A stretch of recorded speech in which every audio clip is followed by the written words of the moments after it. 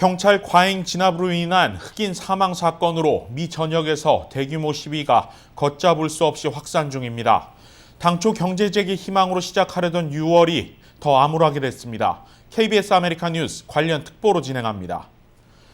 미 전역에서 시위가 시작된 지 오늘로 6일째, LA에선 나흘째 과격 시위가 이어지고 있습니다. 주말 사이 남가주 일대에 약탈과 방화가 일어났고 이 시각 현재도 경찰과 주 방위군이 곳곳에서 긴장 상태를 유지하고 있습니다. 각 지역 정부들은 추가 피해를 막기 위해 오늘도 통행 금지령을 발령했습니다. 이유수 기자가 보도합니다. 창문을 깨고 상점으로 진입하는 시위대들. 눈에 보이는 물건들을 양손 가득히 담아 나오는 모습이 마치 쇼핑객을 연상케 합니다. 경찰들이 이들을 통제해보려 하지만 시위대들은 아랑곳하지 않고 약탈을 감행합니다. 사실상 치안당국의 통제가 불가능한 상황. 지난 토요일 오후 LA시의 대표적인 부촌 중 하나인 페어팩스 일대를 중심으로 시작된 평화 시위는 이내 무력 시위로 변질됐습니다. 경찰차들이 전소되고 급기야 고무탄을 비롯한 공포탄과 최루탄이 발포되는 무력 진압 상황까지 이어졌습니다. 시위를 가장한 폭도라는 표현이 더 어울린다는 말이 나오고 있는 이유입니다.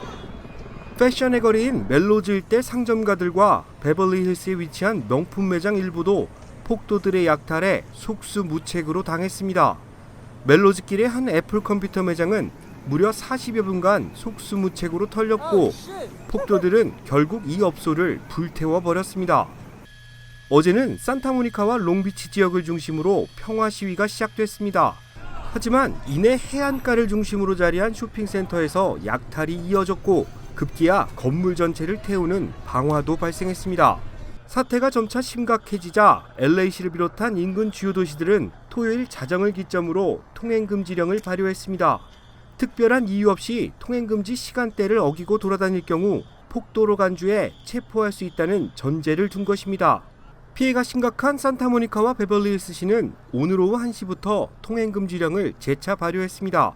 LA 카운티는 오늘 저녁 6시부터, 리버사이드 카운티의 도시들도 저녁 7시 이후에는 외부 통행이 제한됩니다. 오늘은 할리우드와 베벌리힐스, 웨스트우드와 브렌트우드 지역을 중심으로 시위가 이어지고 있습니다. 치안당국은 평화적인 시위에 지지를 보내고 있습니다. 하지만 폭력과 약탈이 동반되는 불법 무력 시위는 어떠한 방법으로도 정당화시킬 수 없다는 입장입니다. KBS 뉴스 이우수입니다. 주말 사이 한인타운 내 상점들도 유리창이 파손되고 물품들이 약탈당하는 부분적으로 피해를 입었습니다. 다행히 폭동 당시와 비교해 아직까지 피해가 집중되지는 않고 있는데요. 긴장감이 고조되면서 한인회는 커뮤니티 비상대책위를 소집했고 총영사관도 비상대책반을 설치했습니다. 한인사회의 대응을 김경을 기자가 취재했습니다. 코리아타운 플라자는 상점들의 피해를 최소화하기 위해 1층 입구에 나무 가림막을 설치했습니다. 휴대전화 판매점 등 한인 상점이 밀집된 몰도 상황은 마찬가지.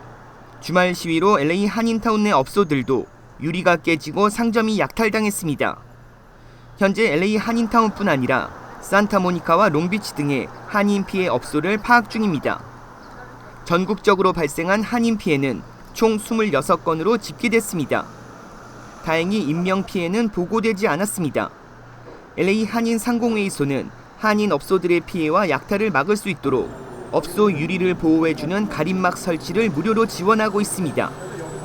LA 한인회와 LA 한인 상공회의소, LA 총영사관은 한인들의 안전을 위해 타운 내 주 방위군 일부를 주둔시켜줄 것을 요청했습니다. 마크 리들리 토마스 LA 카운티 슈퍼바이저는 한인사회와 협력하겠다고 밝혔고 한인타운 일부를 관할하는 허브 웰슨 LA 시의원은 LA 경찰국과 시정부의 모든 정보를 한인사회와 공유하겠다고 밝혔습니다. 또한 주 방위군은 LA 한인타운에 배치될 것이라고 밝혀 오늘 밤 한인타운 안전을 위해 주둔할 예정입니다. KBS 뉴스 김경일입니다. 많은 한인들이 1992년 LA 폭동 당시의 악몽이 재현되는 것 아니냐는 우려를 하고 있을 텐데요. 정부와 치안당국의 차분한 대응이 이뤄지고 있는 만큼 28년 전과는 다르게 전개될 것이라는 전망이 아직은 높습니다. 1992년 러드니 킹 사건, 그리고 2020년 발생한 조지 플로이드 사망 사건, 경찰 과잉 진압에서 비롯된 원인 제공은 28년 전과 비슷합니다. 28년 전에는 사우스 LA 놀맨디와 플로렌스에서 시위가 시작됐습니다. 당시 시위를 통제하지 못한 LA 경찰이 현장에서 철수해버렸고 시위대는 폭도로 돌변했습니다. 경찰이 웨스트 LA 지역만 방어하면서 폭도들이 한인타운으로 밀고 올라왔고 타운은 속수무책으로 무법천지가 됐습니다. 그러나 지금 시위는 웨스트 LA 페어팩스와 산타모니카, 롱비치 등에서 벌어지고 있습니다. 일부 방화와 약탈이 이어지고 있지만 경찰은 철수하지 않고 차분히 대응하고 있습니다. 앞서 트럼프 대통령이 테러 조직으로 지목한 극좌 행동주의 안티파 세력이 백인 부촌들을 겨냥한 것이라는 말도 나오지만 확인된 바는 없습니다. 92년 폭동 당시 가장 큰 피해자는 한인 상인들이었습니다. 당시는 관할 경찰서가 한인타운에 없었습니다. 하지만 지금은 올림픽 경찰서가 타운을 통제하고 있습니다. 앞서 주말에도 시위대가 한인타운을 지나갔지만 피해는 상대적으로 적었습니다. 시위의 본질과 약탈 행위에 대한 선긋기도 이뤄지고 있습니다. 경찰도 이른바 무릎 꿇기 등에 동참하며 평화적 시위를 지지하는 반면 약탈과 방화에 대해서는 언론들까지 나서 강력히 비난하고 있습니다. 다만 소셜미디어를 타고 확인되지 않은 내용들이 너무 많이 쏟아져 나오고 있는 점은 과거보다 문제입니다. 일부 특정 상권을 공격하기 위한 시위 예고도 있는데 이는 당초 시위의 취지를 훼손시키는 범죄 행위입니다. 폭동 이후 한인 사회는 28년 동안 흑인 커뮤니티와 소통하고 교류하며 이해의 폭을 넓혀왔습니다. 일부 범죄 행위에서 완전히 자유로울 순 없겠지만 지금으로선 폭동의 악몽이 재현될 가능성은 높지 않다는 전망이 더 큰 만큼 차분한 대응이 더 중요해 보입니다. 미 전역 150개 도시에서 동시다발적으로 시위가 계속되고 있습니다.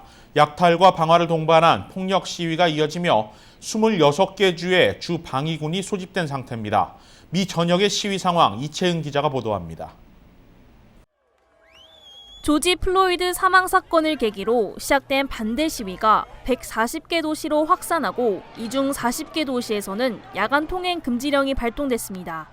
시위를 빙자한 약탈 폭력 행위가 늘자 방위군을 소집한 지역도 26개 주로 급속히 늘었습니다. 사망 사건과 시위가 처음으로 시작된 미니애폴리스에선 폭동은 잦아들었으나 유조차가 항의 시위대 속으로 돌진하는 아찔한 일이 발생했습니다. 해당 차량 운전자는 고의적으로 시위대를 향해 돌진한 것으로 밝혀졌는데 해당 시위대가 폭력이 아닌 평화 시위대여서 반발이 더 거세졌습니다. 수도 워싱턴 DC의 경우 백악관과 마주한 라파에트 공원과 세인트 존 교회에서 화재가 일어났습니다. 또한 도널드 트럼프 대통령 일가가 백악관 내 지하 벙커라 불리는 긴급 상황실로 1시간 동안 피신하기도 했습니다. LA에서는 베버리 힐즈 로데오 거리에 이어 LA 외곽 롱비치와 산타모니카에서도 격렬한 시위가 벌어졌습니다. 뉴욕에서는 수천 명이 브루클린 다리를 건너 맨해튼 유니언 스퀘어에 집결해 대규모 시위가 일어났습니다. 텍사스주 댈러스에서는 시위대를 향해 긴 칼을 휘두른 남성을 수십 명이 구타한 유혈 사태도 일어났습니다. 시위를 빙자한 폭력 시위대가 도시 곳곳을 약탈한 지 엿새째입니다. 전국적으로 시위대 규모가 점점 커지며 체포된 시위대는 2,500명을 넘어서고 있습니다. KBS 뉴스 이채은입니다. 미 전역의 시위로 코로나19 재확산이 우려되는 상황인데요. LA시가 일부 진료소들을 폐쇄한다고 밝혔습니다. 에리카 세티 LA시장은 현재 각 지역의 코로나19 진료소들에서 일하는 방역 의료진들의 안전이 우려되는 상황이라고 밝혔습니다. 이에 일부 진료소 폐쇄를 결정했다고 밝혔습니다. 다만 가장 큰 수용 규모를 보유하고 있는 다저 스타디움의 진료센터는 예정대로 운영되고 있습니다. LA시 당국은 코로나19 재확산이 우려되는 상황인 만큼 평화적 시위에 참여하더라도 마스크 착용과 사회적 거리 두기를 반드시 유지해 줄 것을 거듭 당부하고 있습니다. 숨진 흑인 조지 플로이드 가족 측이 개별적으로 부검을 의뢰한 결과 사망 원인이 질식사라는 결과가 나왔습니다. 해당 지역 카운티 검찰이 질식사나 교살의 명확한 증거를 찾지 못했다는 내용과는 정면으로 배치되는데요. 논란이 더 확산될 가능성이 있습니다. 한편 이번 시위 확산으로 현재 진행 중인 코로나19가 재확산될 수 있다는 우려와 경고도 쏟아지고 있습니다. KBS 아메리카는 방송과 소셜미디어 등을 통해 미 전역 실시간 속보 상황 계속 전해드리겠습니다. 뉴스 마칩니다. 고맙습니다.